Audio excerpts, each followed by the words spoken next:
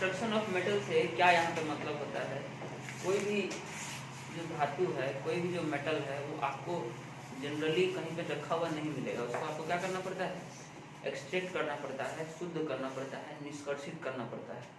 For example, अगर ये जो लोहा आप लोग देख रहे हैं यहाँ पे लगा हुआ, ये कहीं खान में से निकाल के नहीं आया है। खान में से निकाल के क्या आता है, खान में वहाँ से निकाल के हम लोग खनिज लेके आते हैं, मिनरल लेके आते हैं। तो कोई भी जब धरती खोदेंगे, भू प्रॉपर्टी जिसको बोलते हैं, अर्थ क्रस्ट इंग्लिश में, उसको जब खोदा जाता है तो खोदने के बाद उसमें से क्या बाहर निकलेगा, हमको कोई ना कोई केमिकल बाहर निकलेगा।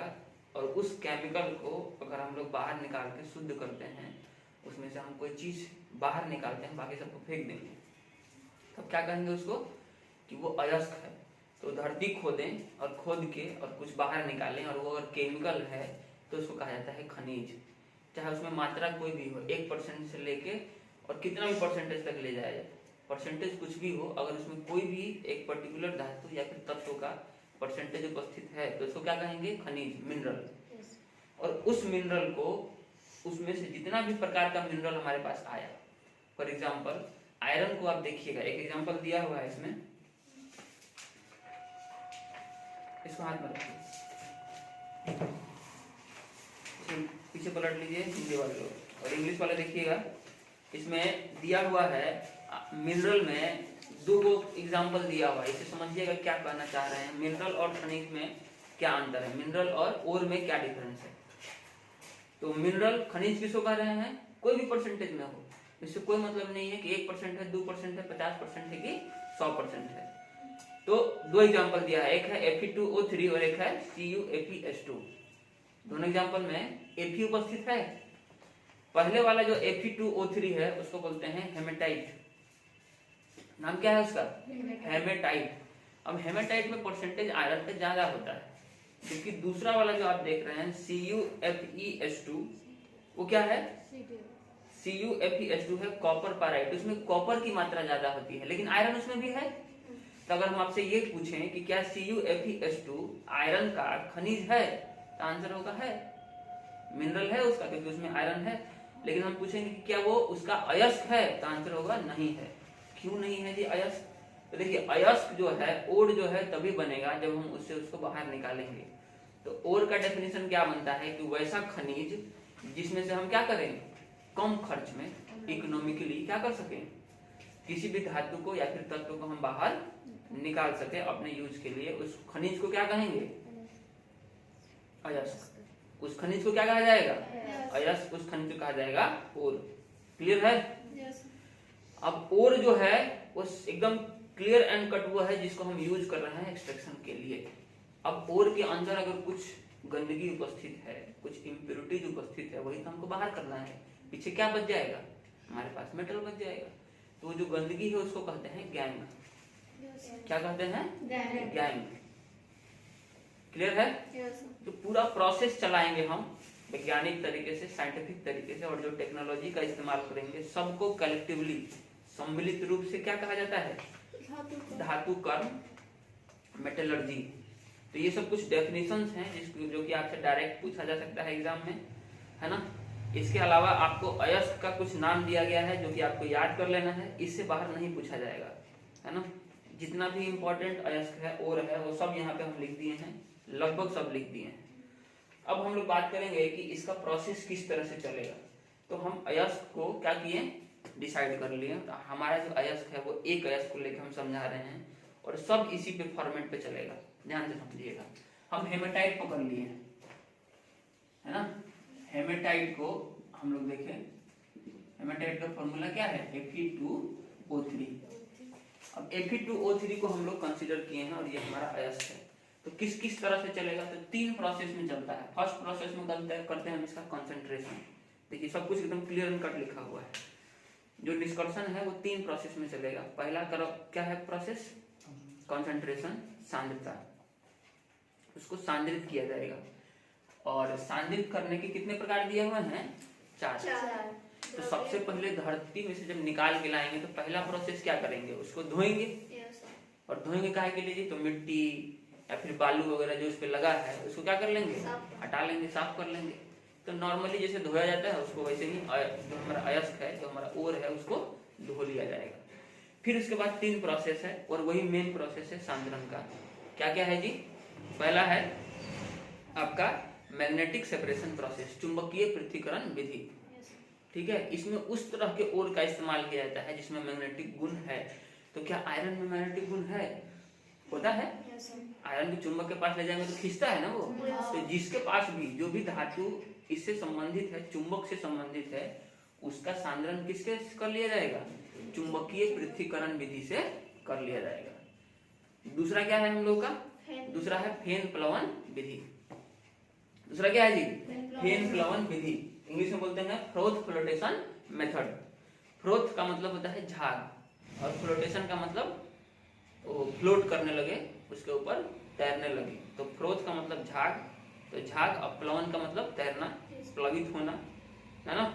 और विधि मेथड, तो इसमें क्या होता है? इसमें सल्फाइड अयस्क का इस्तेमाल किया जाता है। लिख लीजिएगा वहां पे, सल्फाइड ओर का उपयोग किया जाता है। सिर्फ सल्फाइड ओर का करते हैं। इसमें क्या, जो भी सल्फाइड ओर होगा, सल्फर से संबंधित ओर जो होगा, उसको क्या करते हैं? इसमें सांद्रित किया जाता है। कैसे सांद्रित करते हैं जी? इसमें सल्फाइड ओर से संबंधित जो सांद्रण है वो किस प्रकार किया जाता है? इसमें देखिए, एक टब लिया जाएगा और टब में इसको चूरित कर लिया जाएगा, FeS2। आयरन का ही अगर हम लोग देखें तो इसको बोलते हैं आयरन पायराइड। आयरन पायराइड का इस्तेमाल किया जा सकता है क्योंकि देखिए इसमें सल्फर आ गया है और सल्फर आ गया है, तो इसका क्या कर सकते हैं हम लोग? इसका हम लोग सांद्रण किस विधि से कर सकते हैं? फेन प्लवन विधि, फ्रोथ फ्लोटेशन मेथड से इसका किया जा सकता है सांद्रण। सांद्रण का कुल मतलब इतना है कि हमारे पास जो ऊपरी जो गंदगी है उसको हम क्या कर लें? हटा लें, और हटाकर उसको आगे प्रोसेस में ले चलें। तो पहला प्रोसेस ऊपरी गंदगी को हटाना है, उसी को कह रहे हैं सांद्रण कॉन्सेंट्रेशन। क्लियर है? तो पहला क्या आया था हम लोग का? धावन विधि, पानी से। दूसरा क्या आया था? चुंबकीय पृथक्करण विधि। तीसरा क्या आया है? फेन प्लवन विधि। फेन प्लवन विधि में इसमें क्या करेंगे? इसको चूरित करके इसमें मिला देंगे और उसमें कुछ ऐसा मटेरियल मिलाएंगे जिससे झाग बनेगा, और झाग बनेगा तो जो हमारा वो मेटल है वो होता है हल्का, और जो गंदगी होती है वो होती है भारी। तो भारी गंदगी नीचे बैठ जाएगा और जो फेन के साथ, फ्रोथ के साथ ऊपर जो आ जाएगा मेटल, उसको छान के अलग कर लेंगे, सुखा लेंगे, हमारा हो गया है सांद्रण। आया समझ में? तो झाग के साथ उसको बाहर कर लिया जाता है, तो इसको बोलते हैं फ्रोथ फ्लोटेशन मेथड। चौथा है निच्छालन विधि, लीचिंग बोलते हैं उसको इंग्लिश में। तो लीचिंग में क्या किया जाता है? केमिकल प्रोसेसिंग होता है, और इसका सबसे अच्छा एग्जांपल क्या है? बॉक्साइट, है ना। तो अगर इन तीनों में, ऊपर वाले तीनों से अगर कोई नहीं हो पाता है, तब किसका इस्तेमाल करते हैं? आखिरी में केमिकल मेथड का इस्तेमाल किया जाता है ना। केमिकल मेथड में क्या करेंगे? केमिकल के साथ उसका रिएक्शन करा देंगे, और रिएक्शन कराने के बाद जब उसका यौगिक बन जाएगा, कंपाउंड बन जाएगा, फिर उसको हीटिंग करेंगे, और हीटिंग करने से मेटल अलग हो जाएगा और जो गंदगी है वो अलग हो जाएगा। तो इसमें एग्जांपल में उसमें लिख लीजिएगा बॉक्साइट। बॉक्साइट आपको मिल जाएगा कहीं ना कहीं, पेपर पढ़िएगा, उसमें बॉक्साइट लिखा है, फॉर्मूले के साथ लिखा है। फॉर्मूला होता है Al2O3 × 2H2O। तो सबका क्लियर हो गया है? निच्छालन विधि में बॉक्साइट का इस्तेमाल करेंगे, यानी कि केमिकल विधि है। फेन प्लवन विधि में किसका इस्तेमाल करेंगे? सल्फाइड अयस्क का करेंगे। और चुंबकीय पृथक्करण विधि में, मैग्नेटिक सेपरेशन प्रोसेस में किसका उपयोग करेंगे? जो कि जिसमें चुंबकीय गुण उपस्थित होगा, जिसमें नहीं होगा उसको इसका द्वारा इस्तेमाल सांद्रित नहीं किया जाएगा। अब देखिए, अब हो गया है इसका सांद्रण। सांद्रित अयस्क हमको मिल गया है। अब सांद्रित अयस्क को बदलेंगे किसके अंदर? ऑक्साइड के अंदर। सांद्रित अयस्क क्या करते हैं? ऑक्साइड के अंदर बदलते हैं। तो दूसरा प्रोसेसिंग क्या है हम लोग का? Extraction of crude metal from the concentrated ore. अब हमको क्रूड मेटल चाहिए, ऐसा मेटल जो कि सांद्रित अयस्क से हम बाहर निकाल सकें। तो उसमें दो प्रोसेस चल रहा है, एक तो कन्वर्जन टू ऑक्साइड और दूसरा रिडक्शन ऑफ ऑक्साइड। पहला क्या है? ऑक्साइड में परिवर्तन, और दूसरा क्या है? ऑक्साइड का अपचयन। ऑक्साइड में परिवर्तन दो प्रकार से करते हैं, एक तो है निस्तापन और दूसरा है भर्जन। एक को बोलते हैं कैल्सिनेशन और दूसरों को बोलते हैं रोस्टिंग। ध्यान से देखिएगा, इस बात को वहां पे लिख भी लीजिएगा, मेंशन कर लीजिएगा। निस्तापन जो है हमेशा किसका होता है? कार्बोनेट अयस्क का होता है, CaCO3 जिसमें उपस्थित होगा, CaCO3। तो ये पहला प्रोसेस में हम लोग 4 चल लिए, ये फर्स्ट प्रोसेस था हम लोग का, इसको बोल रहे थे सांद्रण। क्या बोल रहे थे जी? सांद्रण, कॉन्सेंट्रेशन।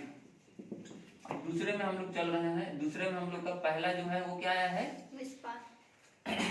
इसमें आया है निस्तापन,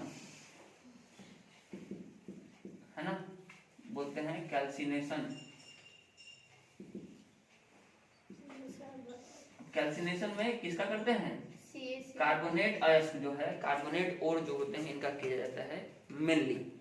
तो देखिए हो सकता है कि जब हम कंसंट्रेटेड कर रहे हो तो ऑलरेडी हमको डायरेक्टली ऑक्साइड ही मिल जाए, तो फिर उसको हीट करने की जरूरत नहीं है। अगर वो नहीं मिला है ऑक्साइड तब हमको इस प्रोसेस में जाना है। आया समझ में?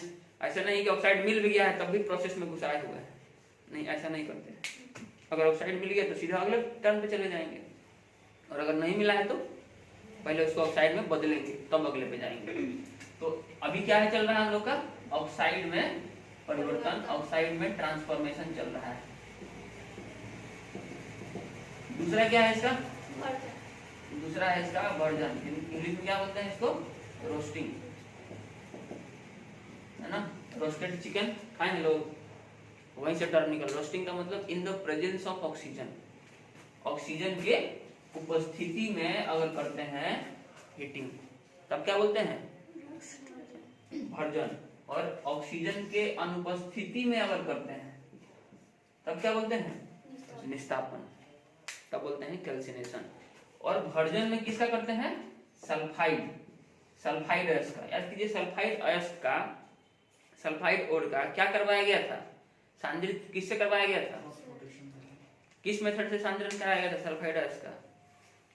फ्रोथ फ्लोटेशन मेथड से। अभी लिखवाएं, झाग प्लवन विधि से। तो ये हम लोग का अब ये परिवर्तन हो गया है ऑक्साइड में। अब ऑक्साइड में एक बार परिवर्तन हो गया तो फिर जाएंगे हम लोग किसके? दूसरे मेथड पे। और दूसरा मेथड क्या है? रिडक्शन, अपचयन। हिंदी में क्या बोलते हैं? अब अपचयन में क्या होगा? देखिए हमारे पास ये है ऑक्साइड Fe2O3, तो इसमें कार्बन के साथ या फिर कार्बन मोनोऑक्साइड के साथ या फिर कोक के साथ, इन सबसे इसका क्या कर दिया जाता है? रिएक्शन, हीटिंग कर लिया जाता है। और उसके बाद क्या होता है? ये Fe जो है यहाँ से हमको बाहर मिल जाएगा FeO के रूप में, और प्लस CO2 या फिर कार्बन मोनोऑक्साइड बाहर निकलता है। फिर से इसके साथ कार्बन मोनोऑक्साइड का रिएक्शन कराएंगे तो Fe प्लस CO2, या फिर कार्बन का कराएंगे तो Fe प्लस CO। इस तरह से रिएक्शन चलता है और आयरन जो है हम लोग क्या मिल जाता है? बाहर निकाल लेते हैं। तो यहाँ तक जो पहुंचेंगे, रिडक्शन किससे कराया जाता है? कोक से, कार्बन मोनोऑक्साइड से या फिर कार्बन से। क्लियर है? तो रिडक्शन प्रोसेस में हमेशा कार्बन का इस्तेमाल किया जाता है। क्यों? क्योंकि सस्ता भी है, आसानी से मिल जाएगा। बाकी सब चीजों में जाइएगा तो महंगा। ऐसा नहीं कि सिर्फ कार्बन से ही रिडक्शन होगा, अपचयन होगा। तो ये दूसरा प्रोसेस हुआ हम लोग का। ये पहला था। दूसरे में हम लोगों को आयरन मिल गया है। तीसरा और आखिरी प्रोसेस है रिफाइनिंग, शुद्धिकरण। देखिए आयरन मिल भी गया है तो ये पूरा पूरा शुद्ध नहीं है। अभी इसके अंदर भी और इम्प्योरिटी जो है मिली हुई होंगी मॉलिक्यूलर लेवल पे। अभी तो बाहर बाहर से साफ हुआ है। और ज्यादा शुद्धिकरण करना होता है अगर हमको बिल्कुल प्योर चाहिए। जैसे स्टील का जो बर्तन है आप बनाते हैं तो लोहे का बना होता है, लेकिन उसमें एकदम शुद्धतम लोहा इस्तेमाल किया जाता है, इसीलिए उसमें जंग नहीं पकड़ता है। ऊपर से उसमें बाहर से कोटिंग भी कर दिया जाता है। लेकिन ये नॉर्मल लोहा देखिए, ये सब क्या होता है? जल्दी जंग पकड़ लेगा। या फिर वो जो देखिए जो चापाकल वगैरह जो बनाया जाता है वो जो है वो कौन सा लोहा है? उसको बोलते हैं ढलवा लोहा, कच्चा लोहा, पिग आयरन है वो, है ना। जबकि कास्ट आयरन जो होता है वो थोड़ा सा शुद्ध होता है, उससे थोड़ा सा शुद्ध होता है। जो रिंच वगैरह बनता है ना, खोलने वगैरह के लिए। तो बहुत सारे कैटेगरी हैं लोहे में भी, शुद्ध और अशुद्ध के बीच में। उतना डिटेलिंग में नहीं जानते हैं। तो यहाँ पे आपको प्रोसेसिंग दिया हुआ है, इसके बहुत सारे प्रोसेसिंग है ना। कौन कौन से दिए हैं जी? आसवन मेथड है ना, द्रवीकरण मेथड है, सबका अलग अलग मेथड है। क्लियर है? पहला है रिफाइनिंग में पहला है डिस्टिलेशन प्रोसेस जिसको आसवन कह रहे हैं। दूसरा क्या है? लिक्वेशन मेथड, द्रवीकरण मेथड। तीसरा क्या है? इलेक्ट्रोलाइसिस। इलेक्ट्रोलाइसिस का मतलब विद्युत का इस्तेमाल करके अगर हम कर रहे हैं उसको शुद्ध, तब क्या बोलेंगे? इलेक्ट्रोलाइसिस। इलेक्ट्रोकेमिस्ट्री में पढ़े हम लोग इलेक्ट्रोलाइसिस, याद है? चौथा है जोन रिफाइनिंग, जोन के द्वारा इसको शुद्ध किया जाएगा। पांचवा है वाष्प प्रवस्था मेथड, और छठा और आखिरी है क्रोमेटोग्राफी। क्रोमेटोग्राफी जो है वो किसके आधार पे, एक पर्टिकुलर फिलअप कर दिया जाता है, लिक्विड के फॉर्म में भर दिया जाता है और फिर अलग अलग जगह से वो क्या होते हैं, लिक्विफाई होते हैं। तो ये आखिरी वाला उतना ज्यादा इंपॉर्टेंट नहीं है, हालांकि एक बार देख लीजिएगा। और ये पूरा का पूरा प्रोसेस चलता है सब में। जैसे हम आयरन, इधर देखिए, आयरन के लिए हम लिए हैं, तो आयरन के लिए हम क्या कह रहे हैं कि आयरन को हम लेके चल रहे हैं, तो पहले इससे गुजारेंगे। तो ऐसा नहीं है कि आपको हेमेटाइट का लिखना है, जगह पूछे क्वेश्चन कि आयरन का आप एक्सट्रैक्शन प्रोसेस जो है, शुद्धिकरण जो मेथड है, निष्कर्षण का लिखिए। तो लिखने के लिए हमको क्या करना पड़ेगा, क्या सब विधि लिख देंगे? नहीं, हम क्या कहेंगे कि आयरन को हम खान से निकाल के लेके आए, है ना, उसका अयस्क, कोई भी अयस्क जिसका भी आपका मन करे, हेमेटाइट, मैग्नेटाइट, बहुत सारा दिया हुआ है, कोई भी यूज कर लीजिए। फिर उसको क्या कहेंगे कि उसको धावन विधि द्वारा धो लिए। फिर जो भी प्रोसेस सांद्रण का आपको यूज करना है अकॉर्डिंगली, अगर सल्फाइड होगा तो फोस्फोराइलेशन यूज करेंगे, अगर मैग्नेट से संबंधित होगा तो मैग्नेटिक प्रोसेस यूज करेंगे, अगर कोई भी काम नहीं कर पा रहा है तो निछालन या फिर लीचिंग यूज कर लेंगे। फिर उसके बाद लेके जाएंगे हम लोग इस वाले प्रोसेस में, फिर उसके बाद आखिरी में इसमें, और सबसे आखिरी में हम दिखा देंगे कि एक्सट्रैक्शन हो गया।